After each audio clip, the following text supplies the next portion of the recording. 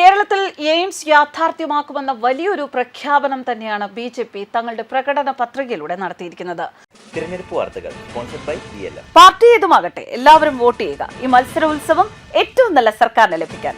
BLM ജനപക്ഷത്ത് തകർക്കാനാകാത്ത വിശ്വാസം. വമ്പൻ വാഗ്ദാനങ്ങളുമായി ബി.ജെ.പിയുടെ നിയമസഭാ തെരഞ്ഞെടുപ്പിനുള്ള പ്രകടന പത്രിക പുറത്തിറക്കി. കേരളത്തിൽ എയിംസ് യാഥാർത്ഥ്യമാക്കും എന്ന് തന്നെയാണ് പ്രകടന പത്രികയിലെ പ്രധാന അട്രാക്റ്റീവായിട്ടുള്ള പ്രഖ്യാപനം.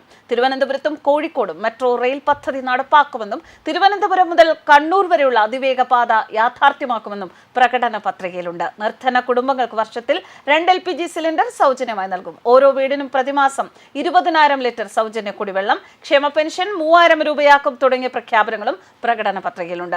സംസ്ഥാനത്തെ ദേവസ്വം ബോർഡുകൾ പുനഃസംഘടിപ്പിക്കും എന്ന പ്രഖ്യാപനവും പ്രകടന പത്രികയിലുണ്ട്.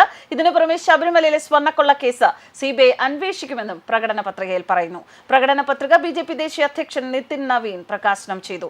ഇതാണ് മാറ്റം, ഇതാണ് വികസിത കേരളം എന്ന തലവാചകത്തോടെയാണ് BJPയുടെ പ്രകടന പത്രിക പുറത്തിറക്കിയത്. BJP സംസ്ഥാന അധ്യക്ഷൻ Rajeev Chandrasekhar, mayor VV Rajesh, 2020 coordinator chief Sabu Jacob, BDJS സംസ്ഥാന അധ്യക്ഷൻ തുഷാർ വെള്ളാപ്പള്ളി തുടങ്ങിയവരും പ്രകാശന ചടങ്ങിൽ പങ്കെടുത്തു.